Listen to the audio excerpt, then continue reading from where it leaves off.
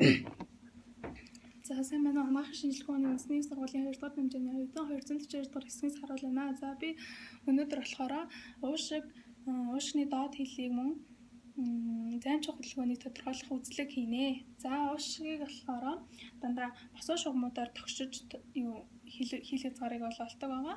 За зүүн уушигны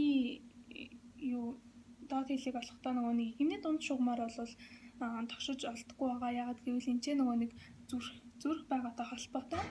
За баруун уушигны хил хязгаарыг болохоор игэмний дунд шугамаар мөн сугны өмнө дунд арын тэгээд алхны шугамудаар доод хэлийг хязгаарыг тогшиж олдог байгаа. За байрлалын тогшилтоор болно. За байрлалын тогшилтоор игэмний дунд шугамаас эхлээд 0.5-аас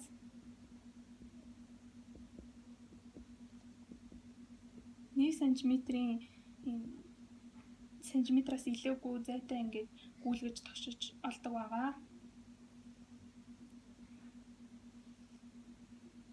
За ингээд уушигны тод авианаас эхлээд уушигны дүлээ чимээ хүртэл ингээд тогшиж олно. За ингээд 1-р цэг буюу уушигны игэмний дунд шугамаар олсон хэсэг нь болохоор 6-р нөгөө нэг хавирганы харалтаа энд бол сонсогдож байна. За өвчтөн толгойн гараас халаавчлаад за сугны өмнө шугамаар болохоор дээрээс доош чиглэлтэй тогшиж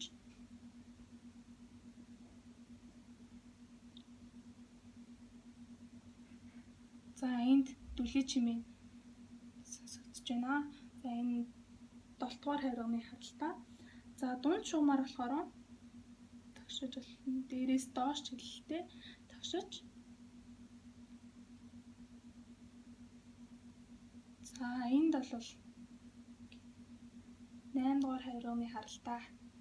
За сугны арын шугамаар болохоор сугны арын шугамаар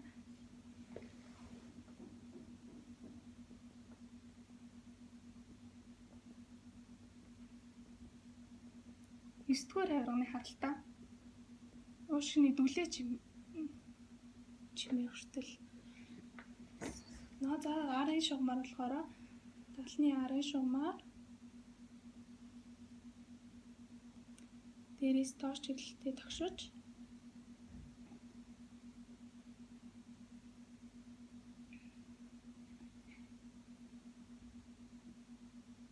10-р хавирганы харалтаа. За энд бол 10-р хавирганы харалтаа уушигны доод хэл нь ингээд мэдрэгдэж байна. За одоо уушигны займчиг хөдөлгөөнийг тодорхойлно. Займчиг хөдөлгөөний болохоор өвчтнийг гарын толгойн арс салаавчлуулаад сугны арын шугамаар дээрээс доош чиглэлтэй тогшино. За амьсгаа хамгийн дээд хэмжээгээр аваад төвжүүлээд амьсгааг төвжүүлнэ. За та амьсгаа аваарай. За төвчж байгаарай. Дүлээ чимээ хүртэл.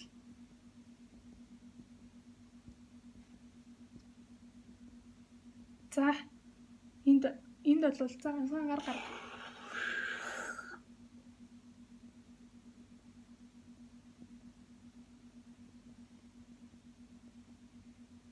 За гарга. За энд бол уушигны хамгийн их хэмжээгээр авсан авахд